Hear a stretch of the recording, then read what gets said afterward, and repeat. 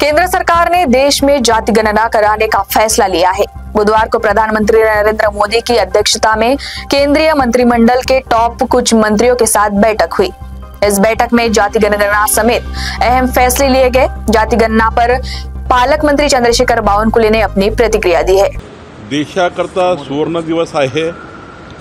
देशाच्या 140 कोटी भारतीयांकरता सुवर्ण दिवस आहे।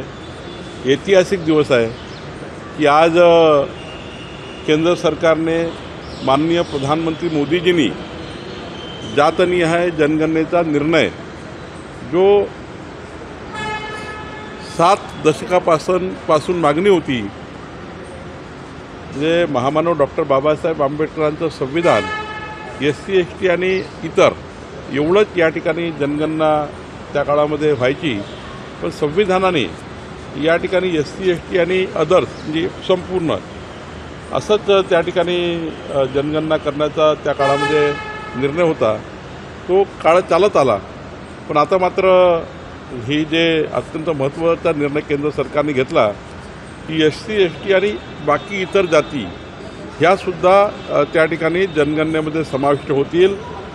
ही मागणी खूप काळापासून होती, पण हा निर्णय आमच्या सरकारने माननीय मोदीजीच्या सरकारने घेतला आणि यामध्ये मोठ्या प्रमाणावर देशामध्ये वेगवेगळ्या राज्यातून निवेदन आले होते। आपल्याही महाराष्ट्रामध्ये जेव्हा जेव्हा OBC आंदोलन झाले, जेव्हा जेव्हा मराठा आंदोलन झाले किंवा वेळी ज्या समाजांनी आंदोलन केलं, 90% समाज हाच म्हणायचा की आमची जाती जनगणना करा, जातनिहाय जनगणना करा। महाराष्ट्रासहित देशातल्या इतर राज्याची ही मागणी होती। आज ऐतिहासिक महत्त्वपूर्ण निर्णय केंद्र सरकारने घेतला, मोदीजींनी घेतला। मी महाराष्ट्राच्या 14 कोटी जनतेच्या वतीने एक जनतेची हृदयाची मागणी, सर्वसामान्य जनतेची मागणी ही या ठिकाणी पूर्ण झाली, त्याबद्दल मी खूप खूप माननीय मोदींचे आभार मानतो।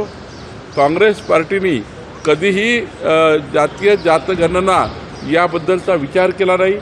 65 वर्ष काँग्रेस पार्टीने सरकार चालवलं, पण कधी या विषयाला काँग्रेस पार्टीने थारा दिली नाही, काँग्रेस पार्टीने फेटाळून लावलं।